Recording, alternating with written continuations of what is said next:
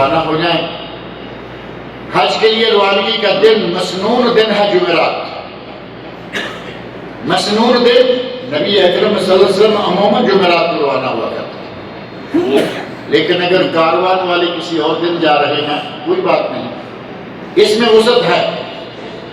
مسنون وقت ہے صبح کا وقت۔ نبی صلی اللہ علیہ وسلم نے دعا فرمائی، اللہم بارک لامتی فی بکورہا، اے اللہ میری امت کے صبح کے کاموں میں برکت فرما۔ صبح کے وقت حج کے لیے روانگی باعث برکت ہوگی، لیکن کاروان والے عموماً عصر کے بعد نکلتے ہیں۔ ہمارے یہاں سے شاید قسیم والے بھی ایسے کرتا ہوں گے، ہمارے شرقیہ سے عموماً کاروان عصر کے بعد روانہ ہوتے ہیں۔ کوئی بات نہیں ہے، اللہ رب العزت نے یہ سارے دن بھی اللہ کے اور یہ سارے اوقات بھی اللہ کے، اگر ہو سکے تو مسنون عمل اختیار کریں، نہیں تو کوئی بات نہیں۔